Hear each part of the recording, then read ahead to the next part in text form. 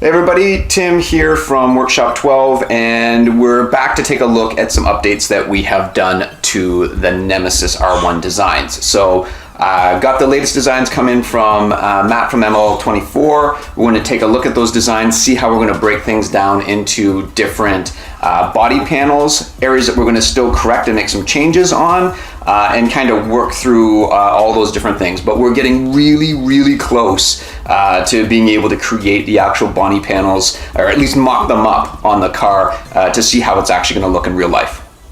Okay, so let's jump in and take a look at the designs of the car. So start off, we're going to take a look at kind of the top view here. So what we did in this latest version is we said, okay, what happens if we change all of the quads or anything that's got 4 sides or 5 sides to triangles? Because triangles are the best way for us to be able to create different shapes in 3D space. So we tried to basically blow everything out into triangles.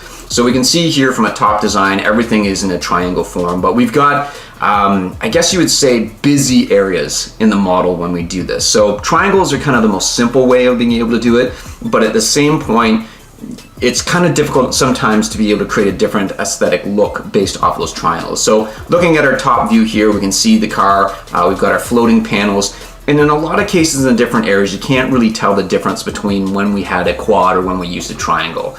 But if we take a look at the front here, in our previous model, there is a lot more, I guess you'd say, elegant lines that would come from the nose back and around, back in the rear wheel arches and then the front wheel arches. So these areas right now are ones where we're looking to be able to take a look at, and we make them closer to what we call a revision 375 that we did before. So looking to try to use quads in areas where we can get the aesthetic look that we're trying to get inside or in the body of the car. So these areas here that we've highlighted in red are areas that we're going to likely try to use quads as much as we can to be able to get rid of the busyness that we're seeing. Some of the rest of the stuff looks very much the same as it was before. You really have to check to see whether or not there was a quad or a triangle that was used in it. Other things that have been changed in the software, in the design, cleaned up some different areas behind this front wheel arch. This used to be a big drop off, had quads in it, so these things have been resculpted to be able to use triangles. Again, these areas here are going to be ones that we want to try to smooth out to look like the previous version that we had, really trying to get this Formula E floating kind of nose look on the car. But yeah, so we've changed up some different things behind the front wheel well. The other thing that I want to see in the design here too, and you'll see it in a couple of the other renders, it almost looks like we've got a bit of a hunch on the back behind the car. So seeing if there's a way to be able to straighten out this line a little bit more, to be able to make it look a little bit slipperier, and in certain angles not to have that kind of hunch. Other things that we need to take a look at here is that we do have some different lines, but I need to be able to get a fuel filter cap in around this area. So we've got a nice aluminum cap that we're using for the side of the car, but I'm going to need some space. I'm going to need a flat surface to try to mount that, and it's going to have to miss roll cages, radiators, all these sorts of things to be able to plumb the fuel into there. The other things that we've been looking at is where do we do split lines. So likely to retain the shape, I'll try to create this whole top area as a single piece that we can float and mount onto the car. But then looking at split lines for being able to pop what is the hood, because in this front area here is where there's going to be storage for my helmet or a backpack when I'm driving, because that's going to be the extent of my luggage space in the vehicle. And in underneath here is going to be a tray of different electronics and different things that we need to be able to manage systems in the car. So need to be able to have a hinge hood on the vehicle, and then this rear section here needs to be able to lift off as essentially an engine cover so that we can get into the back of the car and work on the engine, oil changes, any kind of maintenance that we might need to do without tearing the whole car apart. So these are kind of things where originally we had thought about maybe splitting out here by the headlights, but I want to be able to have a solid connection all the way from the nose of the car out into the fenders to to basically hold everything firm.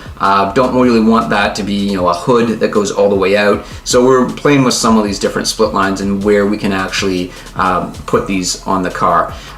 So other different looks of the car here, we can see some other different angles of it. Again, like we said, we're trying to simplify some of these areas where, all of these different points meet, giving them probably quads in some of these different areas. The difficulty with a quad is if I have a straight flat surface and I need to be able to have it meet multiple planes, it needs to twist and curve to be able to meet those. So when we see cars like a Lamborghini that look very angular, they all still have gradual curves on everything where those different, what appears to be straight lines meet. So triangles allow you to be able to manipulate everything. So anything in 3D space that you see in software is typically all done in triangles.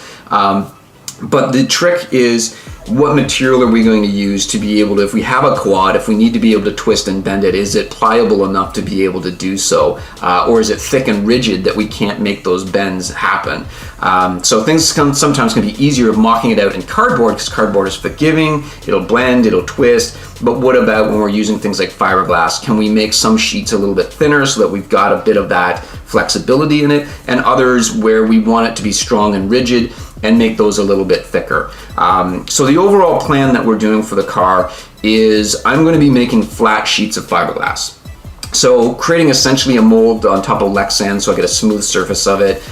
Easy for a mold release agent to be able to pop those sheets, and I can make sheets, flat sheets, as thick as I need to. So areas that I want to be a little bit stronger, I can make more layers of fiberglass on there to be able to make a thicker sheet.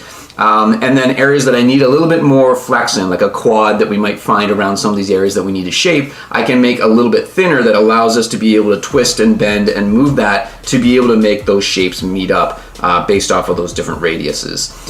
So that's the plan that we're going. So let's take a look at how we're going to lay those things out on the car. So the technique that we're using is one that's used a lot. I'm a geek as well. I'm a Batman fan. As you can tell by the designs and some of the other projects that I've done. But there's a lot of people that are building, whether it's costumes, whether it's props, doing these things with a technique called pepakura. And the concept behind pepakura is you're able to take a 3D model and split it out into 2D shapes that can be folded and glued and pieced together to be able to create then that 3D shape. Now obviously it has angles and it's got straight lines on it. It's not perfectly smooth if you're trying to do round pieces, but we're not trying to do round pieces. We're trying to make it look very angular. So the idea is we can actually take, so this example here on the front is a front fender, right? Where we can actually take the design that we have of quads and triangles, flatten it out into patterns, and essentially use cardboard to template and build the whole different body to see how it's going to fit on the chassis that way.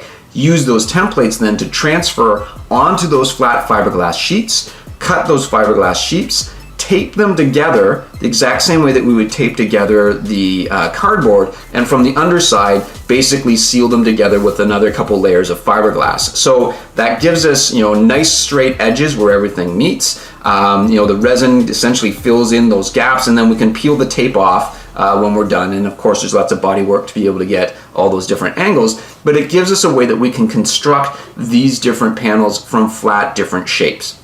And again, one of the reasons why we've been looking at using triangles as much as we can, and quads where necessary if we need a little bit of bend in those areas.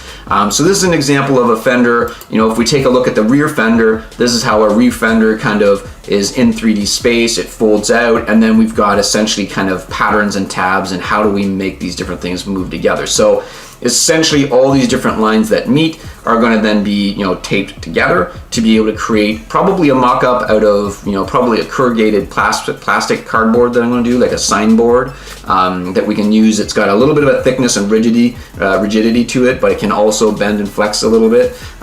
So it's going to be similar in nature to the fiberglass sheets that we're using, but allows us to mock up, check clearances, create mounting points, do everything like that on the chassis of the car, and then essentially blow it out, put it on fiberglass panels, and build it up that way. So those are the goals that we're looking to try to do for building the body.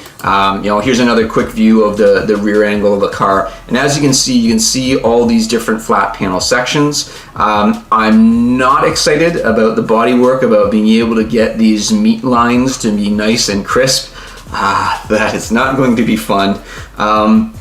But the other alternatives that we looked at was trying to do things like bending aluminum, possibly riveting some of these things. But I'm looking for a little bit more of a smoother finish on this stuff. And when we had multiple different aluminum panels coming together that are bent, trying to bend those in those different shapes, we're still likely going to need to do brazing or welding or something, and still going to have to clean up these sections. And so it's a lot easier to shape and meld in fiberglass and body filler to get these crisp lines than it is trying to do it from a metalwork perspective. So the overall goal of the car is, a nice powder coated chassis with almost essentially floating fairings sitting on top of the car. So that's kind of the look that we're going for the vehicle. Each of these different mounting points will be created underneath the panels, and it should look pretty unique on the road. I haven't seen anything quite like it. Love it or hate it, I think it's going to look awesome, but I want to see it mocked up in cardboard on the chassis first, because that gives us an idea in real space outside of the computer what might it look like. So that's where we are in the project. Like I said, back and forth feedback with Matt on these different panels. He's gone back. We decided we're going to do a mix of quads and triangles. So some of these different areas he's going to make into quads to be able to get rid of some of the busyness that we had on the vehicle. So if we can get some aesthetic visual niceness out of a quad versus a triangle, we're going to do that in areas that make sense. And then we're going to be off to essentially printing out these templates, likely a plotter printer or something like that to create the pattern, put it down onto our corrugated plastic, nice straight edge and a blade, and start taping and shaping this stuff together to see how it's going to fit on the car. So that's our update for the Nemesis right now. Next things that we'll be getting into is things like the exhaust and how we're going to fit that, but I want to see how the body's going to sit to see if I need to do anything special for routing the exhaust. So those are the next steps. Thanks a lot for joining. We'll have a lot more content on the Nemesis build as we go along.